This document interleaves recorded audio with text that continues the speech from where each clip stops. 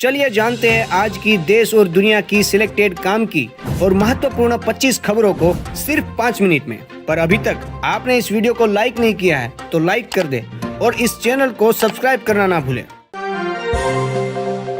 विपक्षी गठबंधन India block के सीनियर नेताओं ने जंतर मंतर पर प्रदर्शन किया। इस प्रदर्शन में कांग्रेस अध्यक्ष मल्लिकार्जुन खड़गे ने कहा, हमारे संविधान के तहत हर किसी को बोलने का अधिकार और आजादी है। यह आजादी हमको मिली है। जवाहरलाल नेहरू, महात्मा गांधी ने हमें यह आजादी दिलाई। छत्तीसगढ़ के मुख्यमंत्री विष्णुदेव साय ने आज नई दिल्ली में प्रधानमंत्री नरेंद्र मोदी से मुलाकात की। इस दौरान छत्तीसगढ़ के विकास और जनहित से जुड़े मुद्दों और नए मंत्रिमंडल के गठन पर चर्चा की। ऋतुराज गायकवाड़ भारत और दक्षिण अफ्रीका के बीच खेले जाने वाली टेस्ट सीरीज से बाहर हो गए हैं। ऋतुराज चोटिल है। अब उनकी जगह टीम इंडिया नए प्लेयर को मौका दे सकती है। रिपोर्ट की माने तो अभिमन्यु ईश्वरन को टीम इंडिया में जगह मिल सकती है। कांग्रेस नेता राहुल गांधी ने कहा कि नरेंद्र मोदी की सरकार में युवा अपने फोन पर 7.5 घंटे सोशल मीडिया पर रहता है क्योंकि उनको रोजगार नहीं दिया। यही हिंदुस्तान की सच्ची हालत है, इसलिए ये युवा संसद में कूद कर आए। यही भावना हिंदुस्तान के हर युवा में है। दिग्गज भारतीय क्रिकेटर महेंद्र सिंह धोनी ने आईपीएल के बाद का अपना फ्यूचर प्लान तय कर लिया है। वह आईपीएल से रिटायरमेंट के बाद आर्मी को अपनी सेवाएं देना चाहते हैं। एक इवेंट में उन्होंने यह बात कही है। दिल्ली शराब नीति से जुटे मनी लॉन्ड्रिंग मामले में मुख्यमंत्री अरविंद केजरीवाल को फिर से ईडी ने समन भेजा। ईडी ने केजरीवाल को भेजे तीसरे समन में सवाल जवाब करने के लिए 3 जनवरी को बुलाया है। बीजेपी सांसद ब्रुजभूषण सिंह के करीबी संजय सिंह को भारतीय कुश्ती महासंघ का अध्यक्ष चुने जाने को लेकर विवाद जारी है।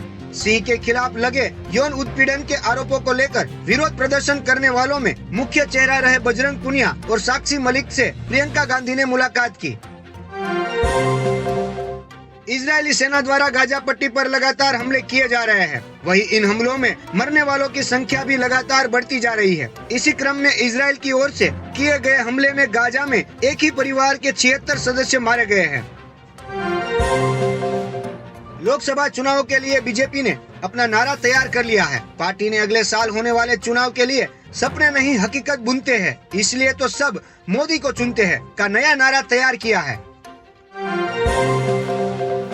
हरियाणा सरकार ने प्रदेश के सभी सरकारी तथा प्राइवेट विद्यालयों में 1 जनवरी से 15 जनवरी 2024 तक शीतकालीन अवकाश घोषित किया है। बता दें कि हरियाणा में अब 16 जनवरी से फिर से स्कूल खुल जाएंगे। 22 जनवरी 2024 को पीएम मोदी के हाथों रामलला की प्राण प्रतिष्ठा होनी है। इस कार्यक्रम को लेकर श्री राम जन्मभूमि के महासचिव चंपत राय ने बड़ा बयान दिया है। चंपत राय ने कहा, 22 जनवरी उतना ही महत्वपूर्ण है जितना 15 अगस्त 1947 था। अगले साल होने वाले लोकसभा चुनाव को लेकर बीजेपी ने तैयारियां तेज कर दी है। इसी बीच बीजेपी के राष्ट्रीय पदाधिकारियों की 2 दिवसीय बैठक में प्रधानमंत्री नरेंद्र मोदी जी ने आज चुनाव को लेकर पार्टी वर्करों से कहा कि वो इसमें पूरी ताकत झोंक दे। फ्रांस के राष्ट्रपति इमैनुअल मैक्रों ने गणतंत्र दिवस समारोह में मुख्य अतिथि के रूप में शामिल होने को लेकर भारत से मिले निमंत्रण पर पीएम मोदी का धन्यवाद कहा है। गणतंत्र दिवस समारोह में अब अमेरिकी राष्ट्रपति जो बाइडेन की बजाय फ्रांस के राष्ट्रपति मुख्य अतिथि के रूप में शामिल होंगे। मैसूर में एक जनसभा को संबोधित करते हुए सीएम सिद्धारमैया ने कहा कि कर्नाटक सरकार राज्य में हिजाब पर लगे प्रतिबंध को हटाने जा रही है। सीएम ने कहा कि अब हिजाब पर कोई प्रतिबंध नहीं होगा। राज्य सरकार हिजाब पर लगे बैन के फैसले को वापस लेगी। उत्तर प्रदेश के नोएडा में एक लिफ्ट गिरने से 9 लोग घायल हो गए हैं। पुलिस ने बताया कि नोएडा में एक ऊंची इमारत की 8वीं मंजिल से एक लिफ्ट दुर्घटनाग्रस्त होकर जमीन पर गिर गई, जिसमें 9 लोग घायल हो गए। टीम इंडिया को हाल ही में अपनी कप्तानी में back to back T20 series में जीत दिलाने वाले सूर्य कुमार यादव के टखने की चोट गंभीर है। ऐसे में वह अब फरवरी तक क्रिकेट के मैदान में वापसी नहीं कर पाएंगे। एक रिपोर्ट में यह जानकारी सामने आई है। राज्यसभा सभापति जगदीप धनखड़ ने अफसोस जताते हुए कहा कि विपक्ष की ओर से कार्यवाही बाधित करने के कारण लगभग 22 घंटे बर्बाद हुए। उन्होंने कहा कि संसद की कार्यवाही में बाधा डालने की राजनीति गलत परंपरा है। कोरोना ने एक बार फिर भारत में चिंता बढ़ा दी है। देश में हर एक घंटे में कम से कम 26 से 27 लोग संक्रमित हो रहे हैं, जिसकी वजह से अब एक बार फिर डर का माहौल बन गया है। अयोध्या में राम मंदिर प्राण प्रतिष्ठा कार्यक्रम के पहले प्रधानमंत्री नरेंद्र मोदी 30 दिसंबर को अयोध्या पहुंचने वाले हैं। पीएम मोदी इस दिन अयोध्या के एयरपोर्ट से शुरू होकर अयोध्या रेलवे स्टेशन तक करीब 8 किलोमीटर तक का रोड शो करेंगे। प्रभास की स्टार फिल्म सालार को ओपनिंग डे पर जबरदस्त रिस्पांस मिला। फिल्म ने रिलीज के पहले दिन 95 करोड़ की ओपनिंग कर पठान, जवान, डंकी सहित कई फिल्मों के रिकॉर्ड चकनाचूर कर दिए हैं। इसी के साथ प्रभास की फिल्म साल की सबसे बड़ी ओपनर बन गई है। पत्नी के साथ मारपीट करने के आरोपों के बीच मोटिवेशनल स्पीकर विवेक बिंद्रा के खिलाफ नोएडा सेक्टर 126 थाने में केस दर्ज हुआ है। अब आरोपी विवेक बिंद्रा फरार है, उसकी तलाश की जा रही है। अमेरिका के कैलिफोर्निया में एक हिंदू मंदिर की बाहरी दीवारों पर भारत विरोधी नारे लिखे गए हैं। इसके अलावा मंदिर की दीवारों को नुकसान भी पहुंचाया गया। हिंदू मंदिर की बाहरी दीवारों पर खालिस्तानी समर्थक नारे लिखे गए। आईआईटी कानपुर के कैंपस में संबोधित करते समय वरिष्ठ वैज्ञानिक प्रोफेसर समीर खांडेकर का निधन हो गया। जानकारी के मुताबिक उन्हें मंच पर ही हार्ट अटैक आ गया और वह गिर गए। उनके गिरते ही हड़कंप मच गया। मुंबई एयरपोर्ट पर डीआरआई की टीम ने बड़ी कार्यवाही करते हुए एक शख्स को विदेशी सांपों की तस्करी करने के आरोप में गिरफ्तार किया है। डीआरआई की टीम ने उसके पास से 9 अजगर, 2 सांप जब्त किए हैं। एक बार फिर पाकिस्तान के बलूचिस्तान प्रांत में पाकिस्तानी सेना के खिलाफ विरोध की आग भड़क गई है। बलूचिस्तान के अन्य हिस्सों में रैलियां निकाली गई और पूरी तरह से बंद हड़ताल देखी गई। असम के मुख्यमंत्री हिमंत बिस्वा शर्मा ने कुरुक्षेत्र में आयोजित अंतर्राष्ट्रीय गीता महोत्सव को संबोधित करते हुए कहा, भगवान कृष्ण हमारे दामाद है, क्योंकि उन्होंने असम की बेटी रुक्मणी से विवाह किया था। इसलिए भगवान श्री कृष्ण के साथ हमारा रिश्ता एक दामाद का है। राजस्थान के उदयपुर संभाग में बड़ी घटना हुई। यहाँ मंदिर से अपने घर लौट रहे एक पुजारी की गोली मारकर हत्या कर दी गई। मामले में 3 युवकों के शामिल होने की संभावना जताई जा रही है। आरोपी वारदात को अंजाम देने के बाद बाइक पर सवार होकर भाग गए।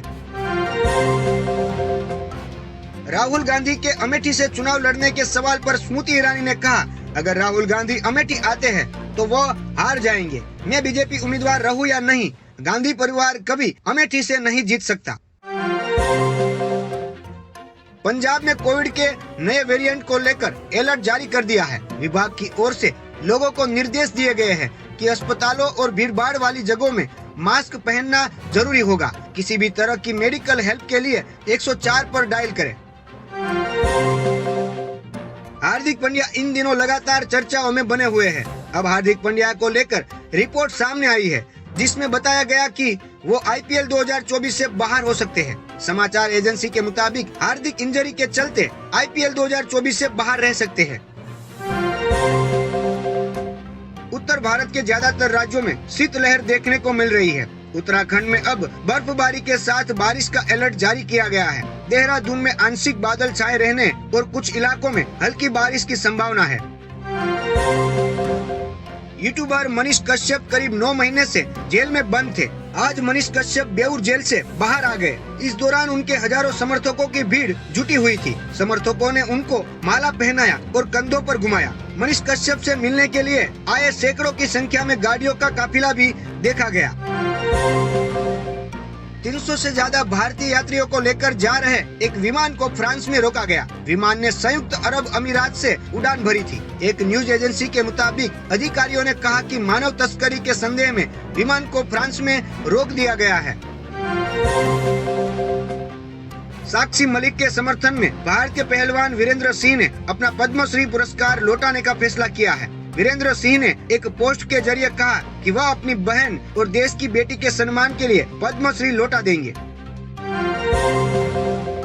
जम्मू कश्मीर के राजौरी और पूंछ में आतंकियों के लिए सुरक्षा बलों का सर्च अभियान लगातार तीसरे दिन को भी जारी है। राजौरी और पूंछ में मोबाइल इंटरनेट सेवाएं बंद कर दी गई है। हेलीकॉप्टर की मदद से राजौरी और पूंछ के घने जंगलों में आतंकियों की तलाश में सुरक्षा बल अभियान चला रहे हैं।